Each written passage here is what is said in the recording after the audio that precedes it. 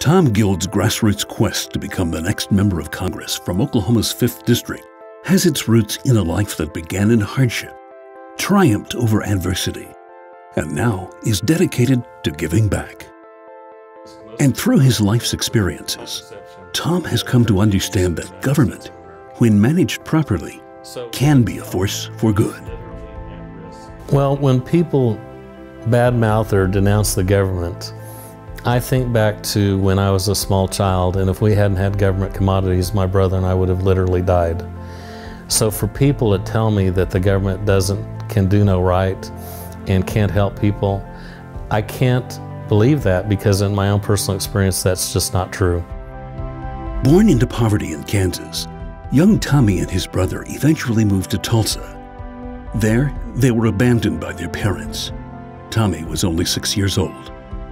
A series of foster homes followed, but abandonment was soon followed by abuse. I remember that the first time that my adoptive mother gave me a bath, she noticed that there were marks on my back and the back of my legs, and she said, "What are these marks?" And I said, "Oh, that's probably from the bullwhipping." And she said, "What?" And I explained to her that there were 3 occasions under which my foster mother would take my foster brother Charlie or me out beside the house and make us take off our shirt and bullwhip us on the back and the legs. And that's if we didn't eat everything on our plate, if we talked when company was present without being talked to first, and if she whistled like this and within 10 minutes we didn't come in, she'd come out with a bullwhip and chase us in from the pasture. But a caring caseworker was able to place Tommy in the home of Dr. and Mrs. Carl Guild. Safe and in a loving family at last, Tommy's life began to turn around. And they were wonderful people. They're both very conservative, both Republicans. My dad was very conservative, but he really strongly believed in public education.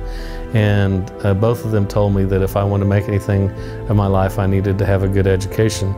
So finished elementary school at McClure Elementary in Tulsa, went to Bartlesville, finished junior high and graduated from high school there.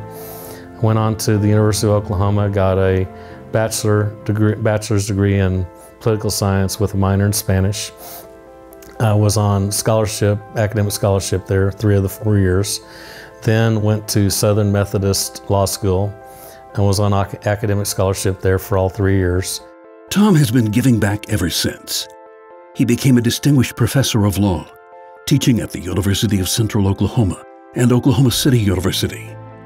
Never forgetting his own childhood struggles, Tom returned to Payne Elementary School in Wichita to establish Tommy's Fund. And I remember when I was really young, I never had good clothes, I never had good shoes.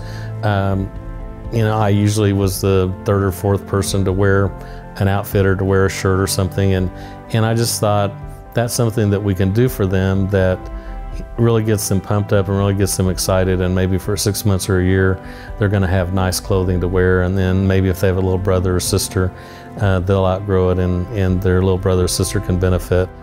Now, Tom is running for Congress because he sees important American values and programs that help people threatened by a radical element in government that puts ideology over people. We can't privatize Social Security. We can't turn Medicare into a voucher system, because it would destroy the 2 best programs that we have in terms of making people's lives better in their senior and their golden years. All of us here are the last line of defense.